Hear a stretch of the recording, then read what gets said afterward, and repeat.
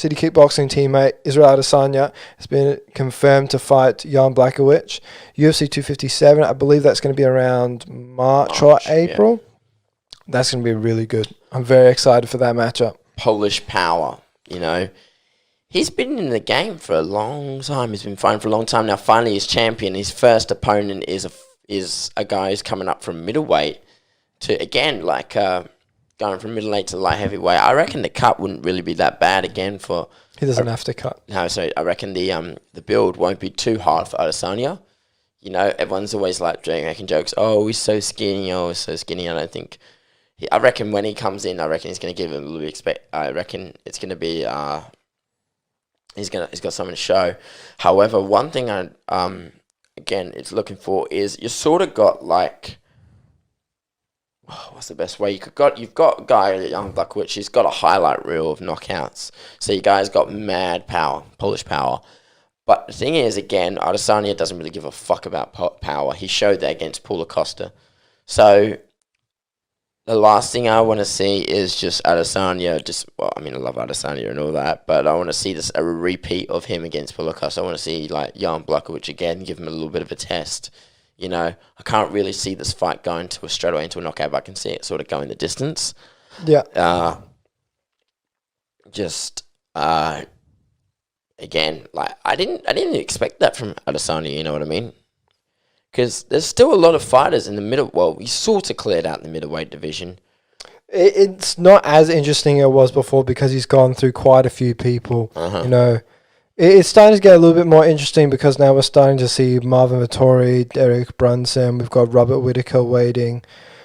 Kevin Holland. Kevin Holland for sure. We've got a lot of up-and-coming people in middleweight. I mean, the one with the most contention for the title is Robert Whittaker, and he should just wait there because there is a rumor that perhaps he's going to be fighting Paulo Costa. However, I don't really see the point. Robert has been number one 2 fights ago, and he's won those 2 fights against Darren Till, and his last fight was against Uriah Hall. Yeah, so no, not Uriah Hall, Jared Cannonier. Sorry, Uriah, you just had a fight against Anderson Silva. So that's another one, Uriah Hall.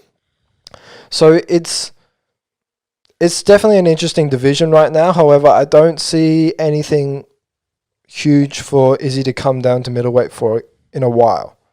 They should make it a very clear contender, number 1 contender, and then Izzy can come down again. But, I mean, who wouldn't want to be a double champ?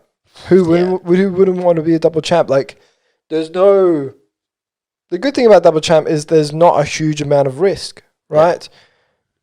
If he gets beaten by Jan Blachowicz, Jan doesn't get the middleweight title. Yeah. That's Izzy. Izzy is the middleweight champion still. It doesn't matter. He can still go back and dominate the middleweight division. But it's very interesting for him because if you start getting that double champ status, that's huge. Yeah. That's huge, and that's actually really cementing your name in the sport, which is what kind of Izzy already has done. Double the champ, double the pressure, because now you have not just one weight class of opponents to stay on top of, you got 2 weight classes of opponents to stay on top of. And the light heavyweights, they're no fucking joke, man. No. There's still a lot of killers in that light heavyweight. Like, can you imagine if we had, who's below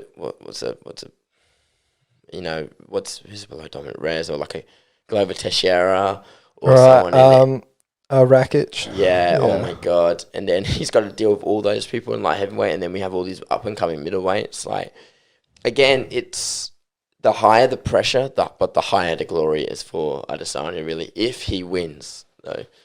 I don't feel like there's that much pressure on his back right now. No. If he goes there, beats Jan, which is not an easy task, then he gets that double champ status, and it's a really big feather in his cap, and definitely starts to set up that John Jones fight for sure. Now, John said he does not... He recently said, I think it was yesterday, he said, I'm telling you right now, I'm not going back to light heavyweight. I'm not going back to light heavyweight. Some people were saying is he was running away. He made some fun today. He said, look, I'm not running away from no one.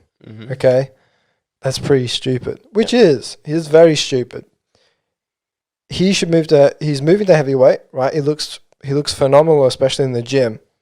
hopefully a lot of that power transfers into his fights, and we're going to start to see a little bit more, finishes from John Jones, because recently it's been decisions. Yeah, that's kind of what I was hoping as well. It's just that the number one of the biggest fights that everyone was kind of hoping for, wishing for in 2021 was John Jones versus Israel Adesanya, because the amount of beef those guys have been talking for years.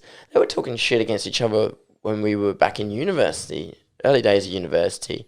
You know what I mean? So it's kind of been brewing for quite some time, but there's no chance, and if John Jones is not going down to light heavyweight, then I don't see the chance. I see an even less likely chance of Israel Adesanya even moving up to heavyweight. That's an even bigger jump. Like, what's the weight difference between light heavyweight and heavyweight? Heavyweight is 265 and light heavyweight is 205. So there's a 60-pound difference. Yeah, and then it's huge jump. And now even have that from middleweight. To get the likely chance of that happening is very slim.